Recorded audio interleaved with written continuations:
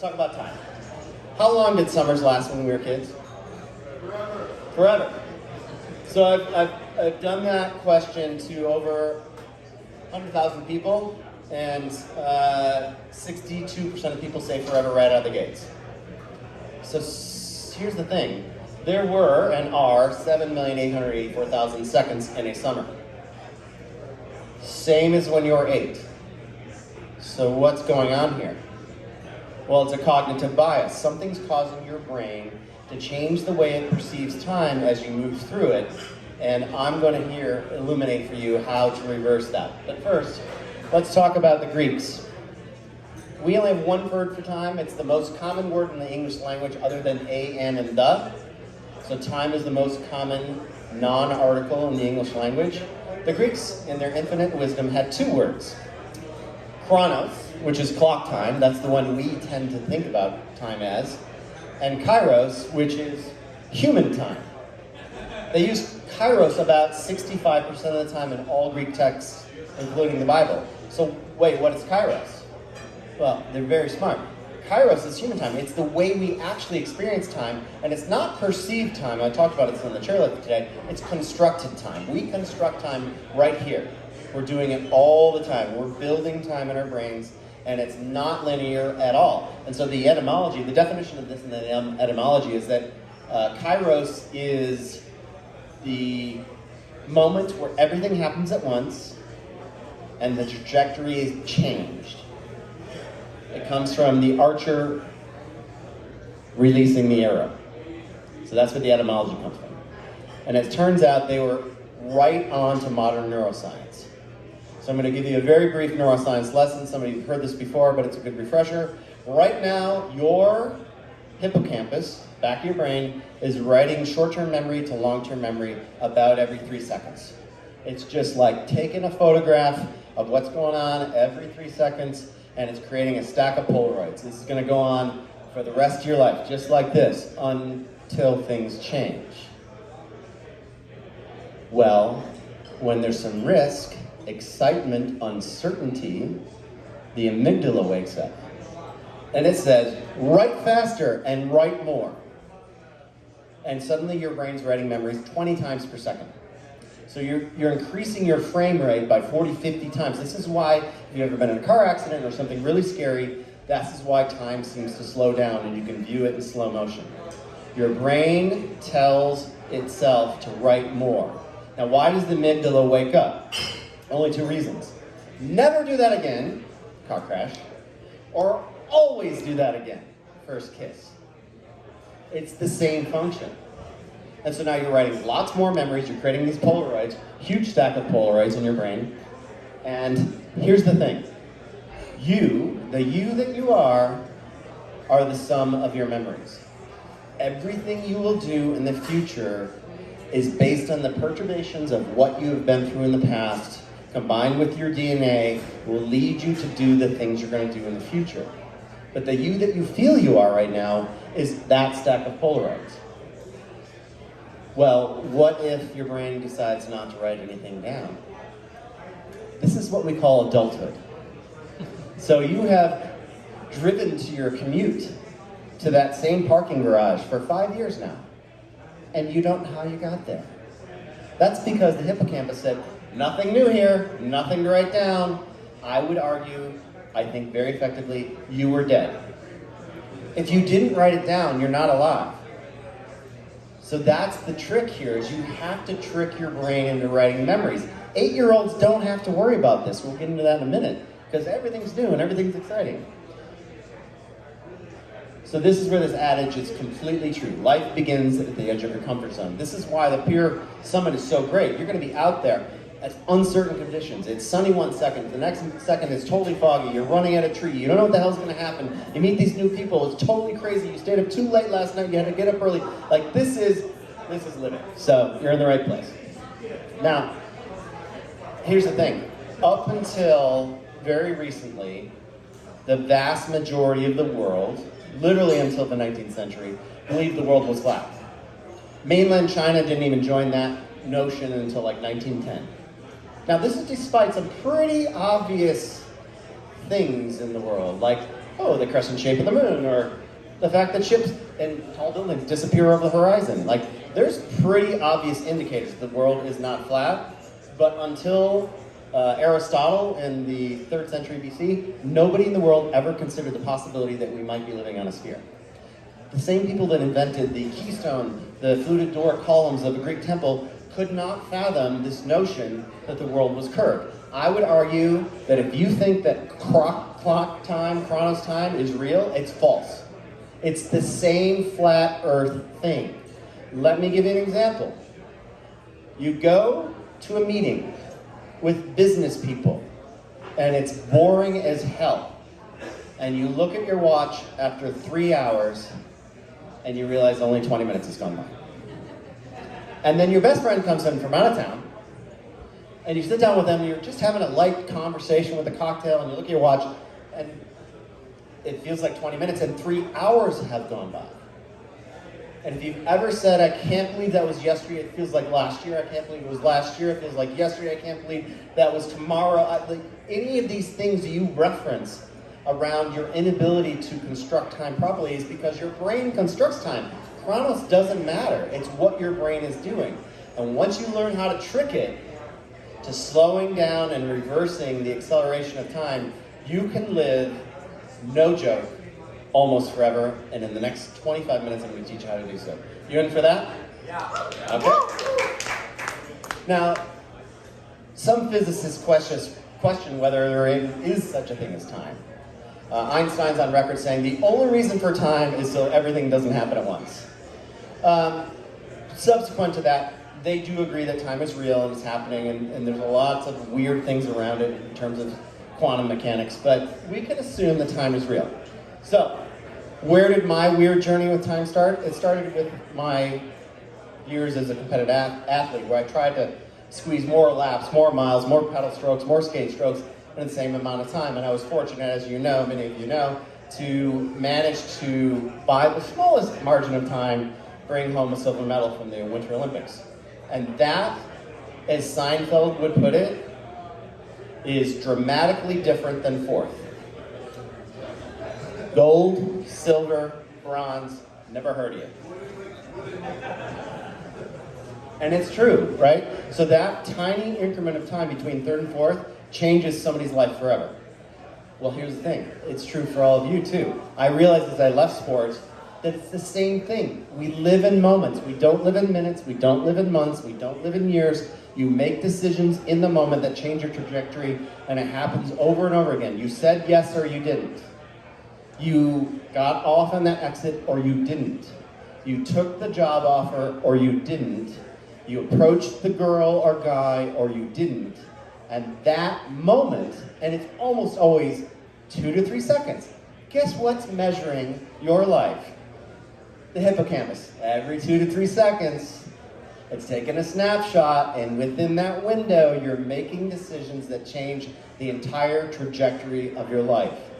The stuff in between tends not to matter. We won't bother with this stuff you've already seen before.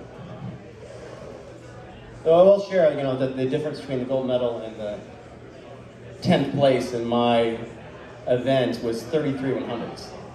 Gold medal heroes welcome or being sent back to Siberia, 33 100ths of a second. Same is true in your life. So here's the whole program in a sentence. The value of an increment of time is not related to its duration. I'll say it again. The value of an increment of time is not related to its duration. When you made that important decision, you made it in a moment. It might have had years of buildup, but you made it in a moment.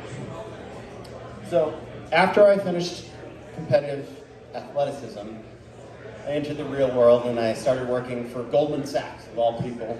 And I spent a year with 2,000 other people, all to make 1 second happen.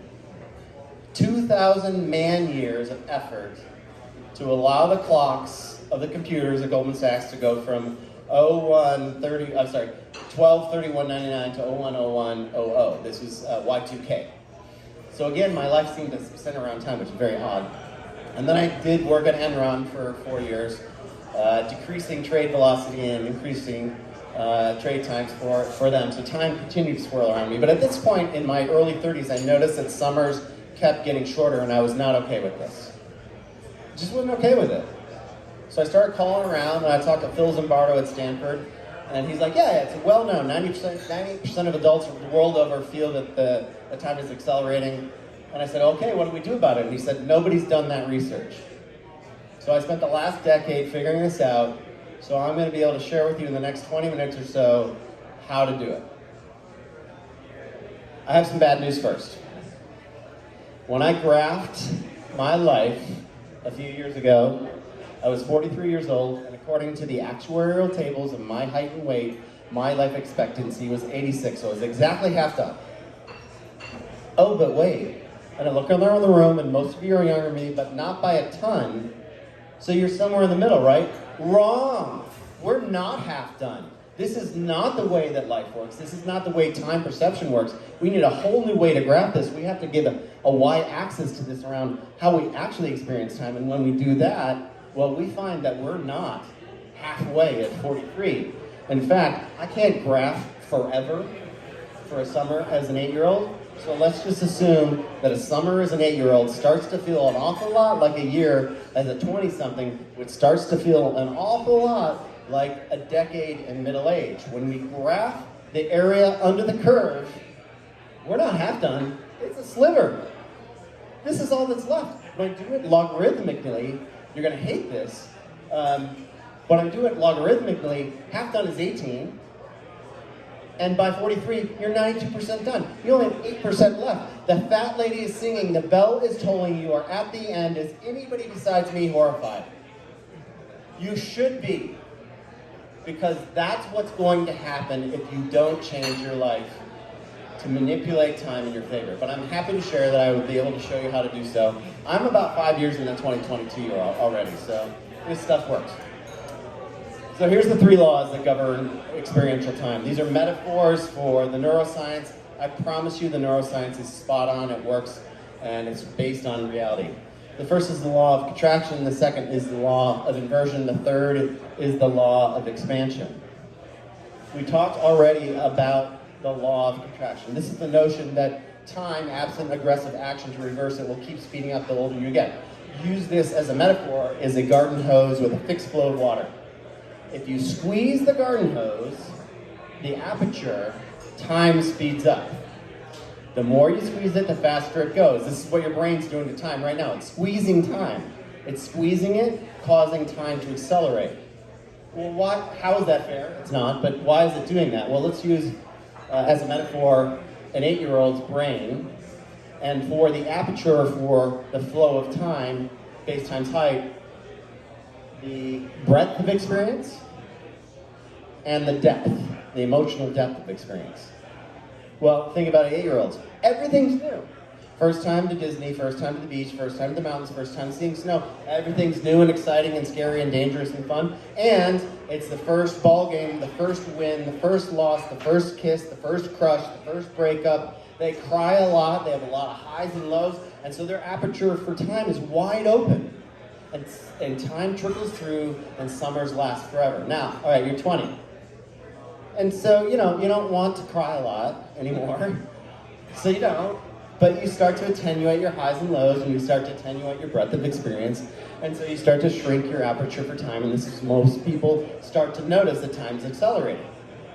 All right, now, most of you aren't here yet, in middle age, same location, same job, same commute, same people, same places for lunch, same places for vacation. And so their highs and lows squeeze in, and a year and a decade starts to feel like a year as a 20-something starts to feel like a summer as an 8-year-old, and life is nearly over.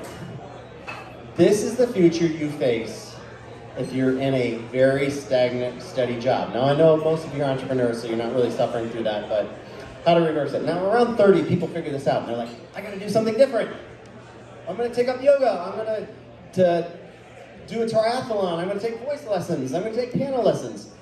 I'm gonna take a class. And these are all good things, but they don't have that same emotional component, right? And so you're not at much risk like you were when you were 10 and taking piano lessons and cried because you suck. Right? You just don't care. So if you don't care enough, it doesn't really do much for your experience with time. So how to use this law in your favor? Well, you have to care about the outcomes of these incredible experiences you're creating. So you need depth of experience and breadth of experience. Here's a summary of the first law. Expand the breadth of your experiences and the depth. How to know if you're doing it right? Don't just attend class, teach. Don't just race for fun. Care about the outcome. Don't take lessons, perform. Don't take Toastmasters. Do a TED Talk. Promise, it was terrifying and time expansive.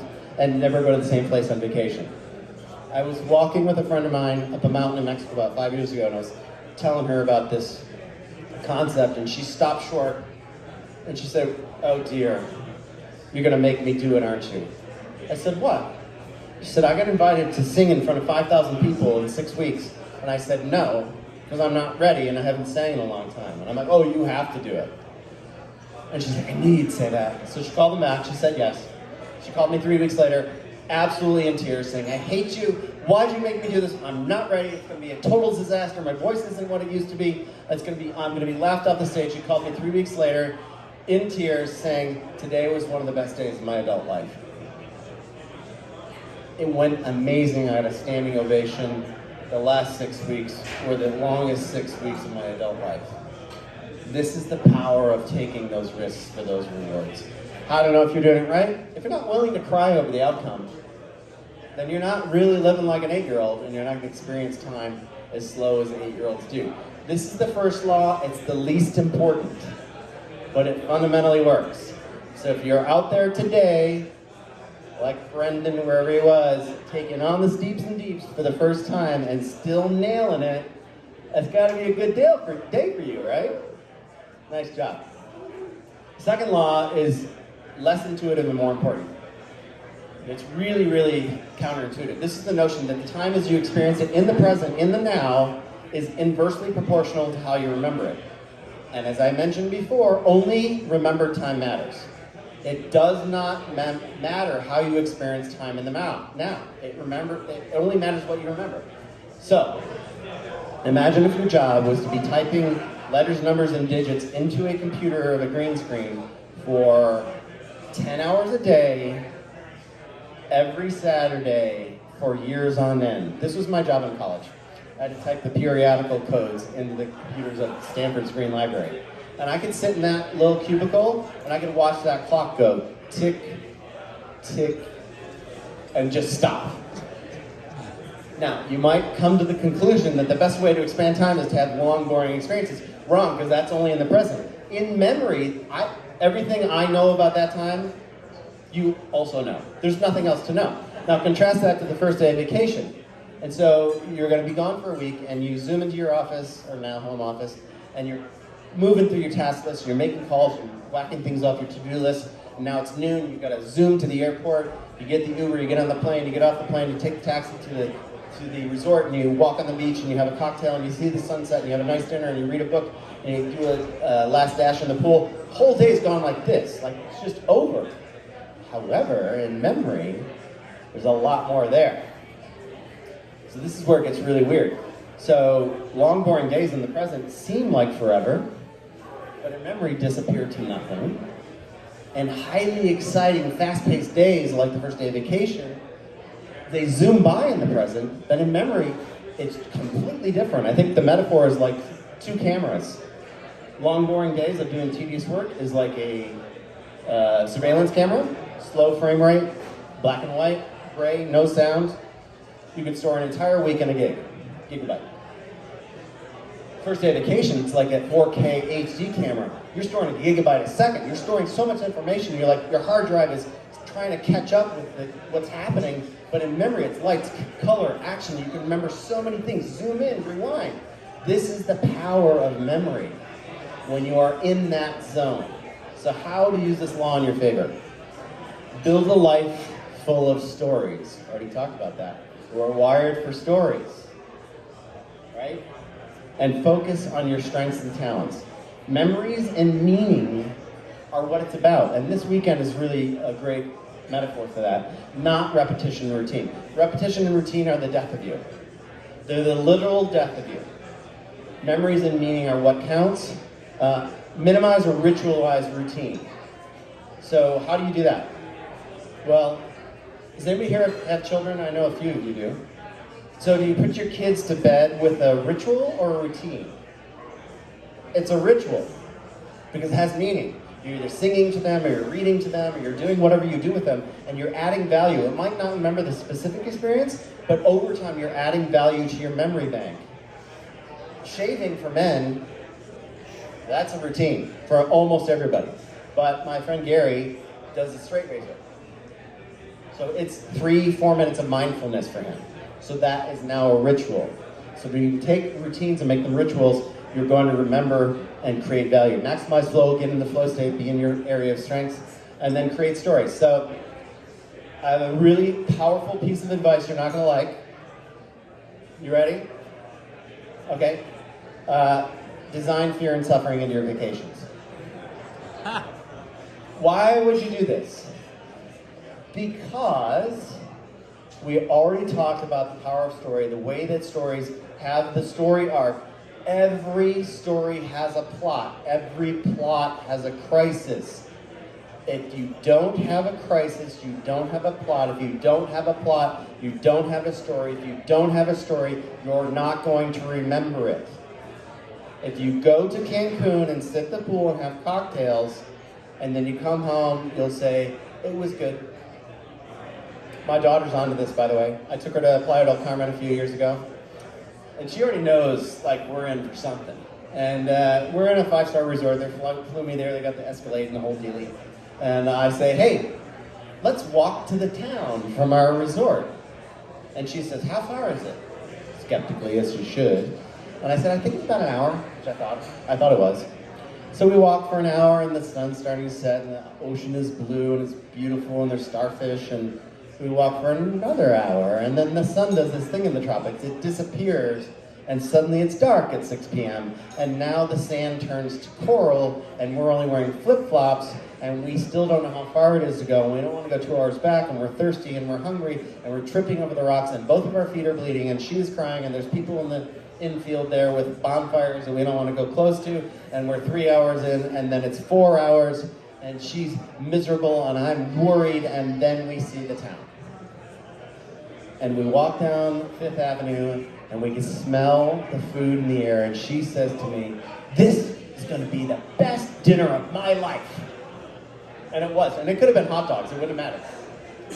But actually it was squid, cooked in garlic, butter, and white wine, with a little bit of parsley, and that was 6 years ago.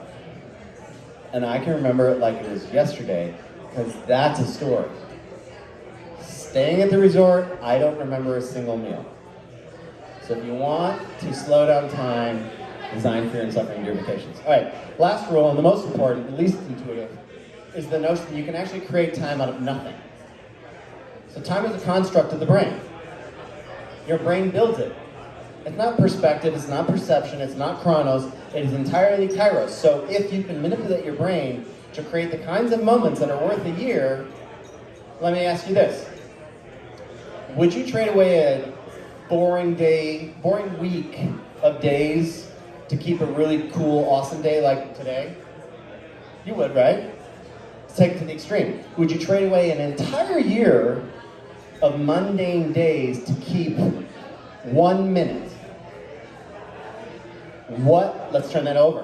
What if you could create 1 minute worth an entire year of mundane days? What if you could do that 5 times a year? What if you could do it 10 times a year? If you can create 10 incredibly meaningful moments a year, you don't live 43 more years, you live 430. And there's a man that's done exactly that, besides me, and his name is Eugene O'Kelly. So Eugene O'Kelly in 2006 was the CEO of KPMG. 57 years old, at top of his game, top of everything, right? He's top of the food chain. Wealthy, powerful, influential, very smart, lovely family, everything going for him. Brain cancer, 90 days to live. 90 days, no treatment. Really smart guy. what he did next is amazing.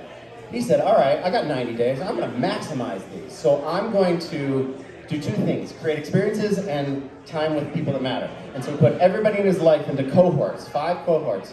And for the first few days, he said goodbye to the outer cohorts. These are business mentors and friends from distant acquaintances. There was a phone call or a walk in the park, and he said goodbye forever. And these were not all sad moments. They were actually moments of joy and gratitude. And then he's moving into circles 3 and 2, and these are best friends and extended family. And for them, he recreated how they first bonded. That first moment, maybe it was a baseball game, maybe it was sailing, maybe it was skiing, maybe it was a specific restaurant, maybe it was just a piece of food. But he recreated that, and they reconnected in that kindled way that's so powerful. And for them, it was incredibly joyous and not sad, though it was forever. He couldn't say goodbye again, he wouldn't have time. And it was in this moment that he wrote down these words: I created perfect moments where time stopped. And then he moved in the last 30 days to the inner circle, his best friends and his nuclear family. And finally he was down to the most important goodbye of all, his 14-year-old daughter, who he would have to say goodbye to forever. And she said, Papa, I want to go to see the Inuit in Alaska and the lights, and then I want to go to see the castles in Lisbon. So he arranged that. And it was at this point, with just a couple weeks left in his life, that he realized something that changed my life forever. He realized he was going to live longer than if he had never gotten cancer at all. Every day expanded so far beyond its temporal boundaries that it felt like a year. He felt like he lived 90 years and 90 days. And he wrote a book in this period, I don't know how, called Chasing Daylight. And the first 2 sentences are as follows: I was blessed. I was told I had 3 months to live. And you can feel the gratitude pouring off the pages. So if Eugene O'Kelly can do this, so can we. So what's the follow-up here? Invest, and I use that word very specifically and you'll appreciate it. Invest your time. Time and money are fungible. You trade all your time for money, some point it becomes the time to trade your money for time. If you've got enough in your 401k, your bank, your account, and you're spending all of your time chasing money, it might be a time to rethink this. Here's the 5 key drivers, I think, that lead to these kinds of moments. Uniqueness, breadth of experience, we talked about it. Emotional intensity, it has to be emotionally intense, otherwise your amygdala will not wake up and it won't matter. Beauty is often a piece of it. Physical intensity and risk are typically a part of it. And getting into your flow state, doing the things you do very best. If you can stack all 5 of these, you don't live 43 more years, or 50, or 55, whatever your age is. You literally live 10x, 20x, 30x that. And I'm living proof. I honestly, from the heart of hearts, feel like I've lived 200 years in the last 2 years. It's no joke. And vastly longer than when I was 8 and 9 and 10. Because I'm choosing the kinds of activities and things that lead to these outcomes. You can do 10 of these a year and live 500 more years.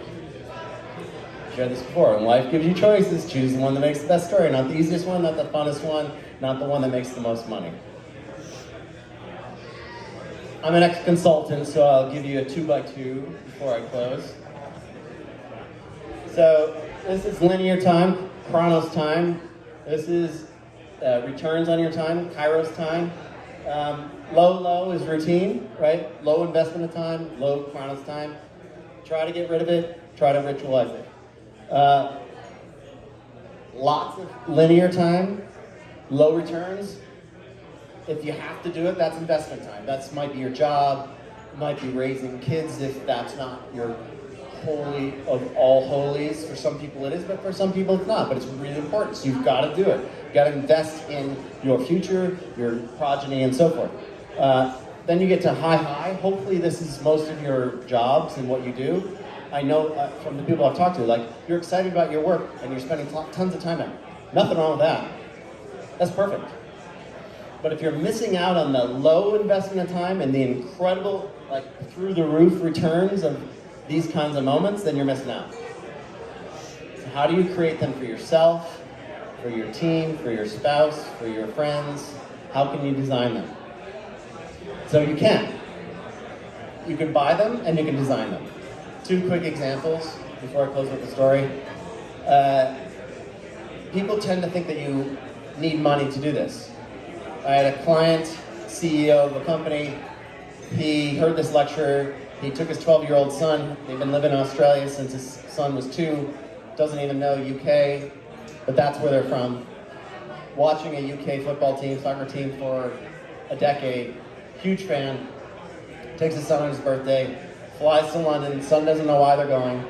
Get on a bus. Doesn't know where they're going. They get to the soccer club stadium. Now he knows why they're going. And then the entire team files out and high-fives his son as he goes in to dress with the team, go on the field, warm up, sit with them, and get his jersey signed afterwards because he paid for him to be the mascot. You can buy these moments. I don't know who got more out of that, the son or the dad, because the dad can't tell the story without crying, but you get the idea.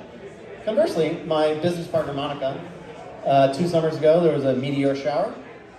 Her sons were 11 and 13. She woke each of them up at 2 in the morning, school night, odd, says shh, takes them out, lays a blanket on the hill above where their house was, super clear night. They watch these incredible meteors with smoke trails for 5-10 minutes, brings the other son out, takes the other one home, free. So you can design these for other people.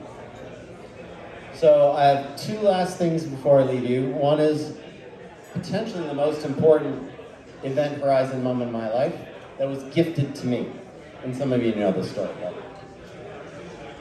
Before I do that, if you want to connect with me, find me on LinkedIn,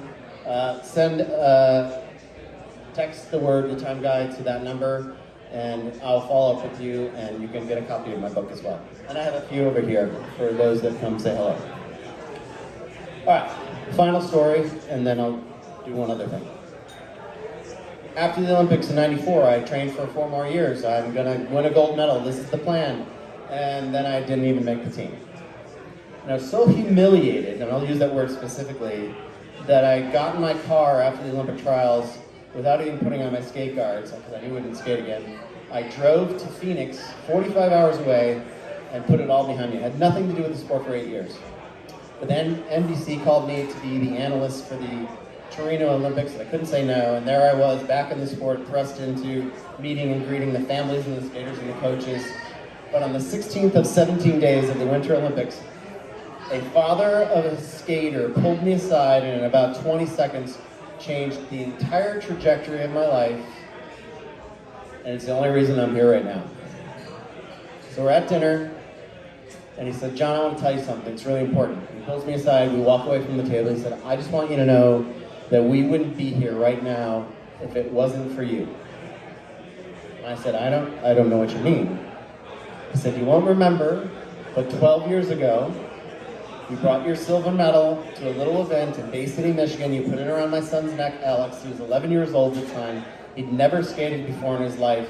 The next day he joined the Bay City Speed Skating Club. Tomorrow he's skating in the gold medal final." And just like that, my entire world's changed. I went from a one-timer first loser, that was my identity, one-timer, only won Olympics, first loser, second place, to acknowledging the fact that an Olympic medal is kind of cool. And maybe it had value, and maybe it will have value. And I did this thing, I started talking about it.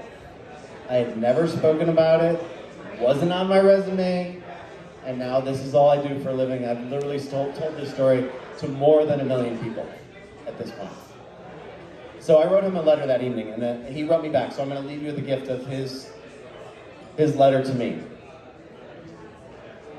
"John, I am deeply touched by your words and reaction. After I read your email, I went up to Alex's bedroom and looked at his bulletin board that holds only the most meaningful awards and memories of his childhood and skating career. Pinned near the right corner in a Ziploc bag is a napkin from Steamer's Pub with your signature on it, dated 1994, along with a picture of you with Alex and your silver medal. I then went to our Torino Olympic photos and found the picture of you with Alex and his bronze medal. one the very next time.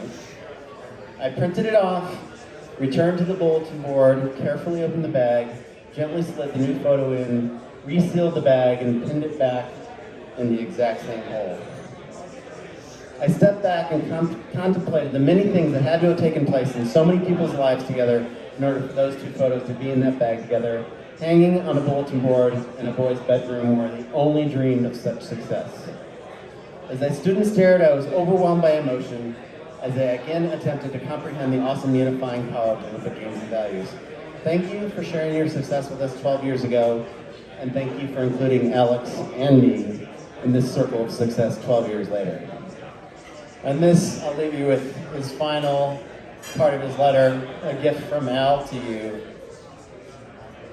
I guess you never know what role you may play in someone's life, or just how important the things you choose to do or say, or choose not to do or say, may turn out to be. You're all leaders in your field. Every day you're having interactions, and you have no idea of the perturbations in the universe, the butterfly effect that may lead to something extraordinary. I barely remembered Alex, but then I did, but it was just a moment. I got a call from Alex. He'll actually be skiing with us tomorrow. I got a call from Alex 3 years ago, and he was very excited. I picked up the phone and he said, "John, I just want you to know, I just got off the phone with the U.S. Olympic Committee. I've accepted the head coach position for U.S. speed skating. I'll be taking the team to Pyeongchang." And with that, I'll say thank you for listening in, and I'll see you afterwards.